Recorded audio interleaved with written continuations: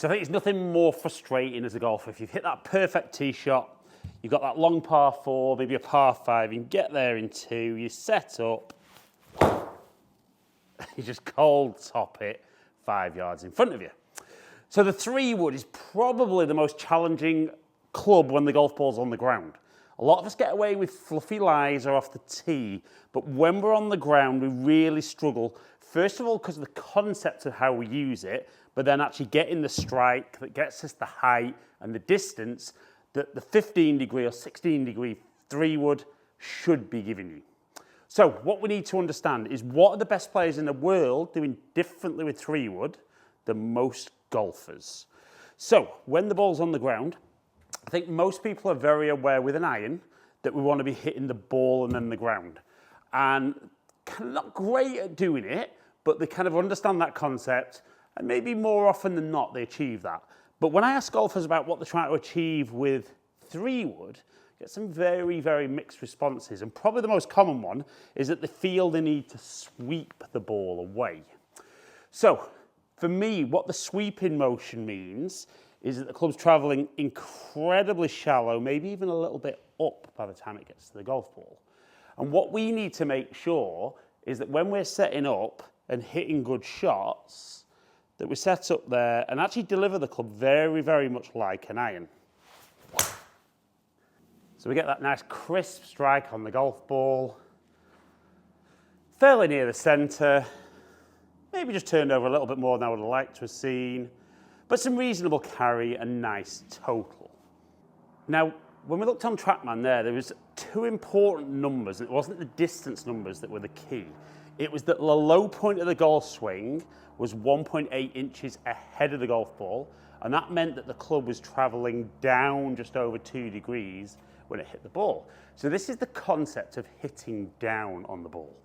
So your golf swing is basically a circle around your body, obviously much bigger than that. But the bottom of the circle creates that arc.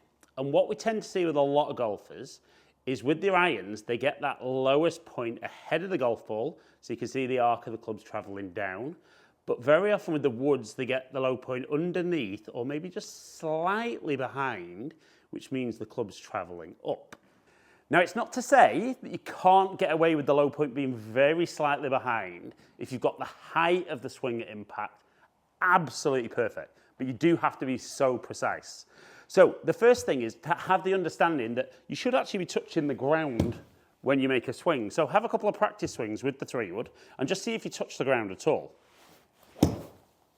Now, obviously I do, but when I see a lot of people do it, they don't touch the ground because they know when they have touched the ground in the past, they've hit behind the golf ball and it's been a terrible shot. The problem is they miss the ground back here, the club's travelled up, and you get that one that I opened the video with. So the first thing we need to do is make sure that we're hitting the ground, and we need to make sure that we're touching the ground after the golf ball. So this is where potentially a little setup issue creeps in with a lot of golfers. They know, say, 7-iron down, very much central, and then they know that they can shift their weight, and that gets their low point ahead. And when I see people on TrackMan, they do get the low point ahead, but only slightly. Now, the little problem is with 3-wood, they suddenly move the ball way forward in the stance. So very much, almost very like driver, and even get a little bit of that driver setup in. Now, the problem is, if you're somebody who only just gets your low point ahead of the middle of the stance, you've got no chance of hitting the ground that side of the golf ball. So try moving the ball a bit more into the centre to begin with. This might be too far back for you, but then ball in the centre, have that practice swing, just like an iron, trying to hit ahead. And that felt, I got really into the mat and quite a bit ahead. And then you'd set up there and just try and get the ball in the middle and try and let that same focus. I felt a little bit low off the club face. And for me there, low point 3.4 inches ahead. Club's travelled down 3.6 degrees. And again, very similar distance to the first good one I hit. Now, potentially for me, the club's maybe travelling down a little bit too much as I've hit that one and taking a bit too much loft off.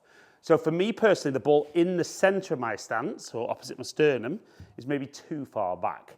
But if I just move it very slightly further forward, and again, have that concept of touching the ground after the ball, If I were to move the ball an inch forward and deliver the club like I did there, the club would only travel down 2.5 inches. Sorry, only be ahead 2.5 inches, and the club would travel down less, keep a little bit more loft on it. So let's go slightly further ahead, and again, touch the ground ahead of the ball. Again, felt a really good strike. And we can see there, remarkably, I was quite consistent there. So we saw 2.2 inches ahead, club travelled down 2.8 degrees, ball carried nearly 230 and rolled out 240. Now, like I said before, I think the frustration for a lot of golfers is they actually can hit 3-wood off a tee or even like a fluffy bit of grass like the semi-rough and actually hit the ball very well because they set up, make the swing, and even though that one's gone left, a really good strike, but we can see there, the low point 3 inches behind, club's travelled up 2 degrees, and it's actually a great distance at 228 and 244. But because the golf ball's up in the air, I can get away with that. As soon as the ball's sat on a nice tight lie or a tight fairway, you're not going to get away with that. 3 inches behind, missing the ground. At best, I'm going to thin that, probably more likely top it. So like I said, you have to change that concept that we want to hit ball and then ground. So treat the fairway wood, 3-wood especially, much more like an iron and definitely not like driver. And then when you get there, play around with ball position. Start in the centre and maybe just go gradually forward. But if you are somebody that struggles getting that low point ahead, the further you move the ball forward in your stance, the more difficult you're going to make it. So get yourself set. Ball slightly forward for me. Focus on touching the ground ahead of the ball. Felt good. Little baby fade. 2.7 inches ahead. 3.2 degrees down.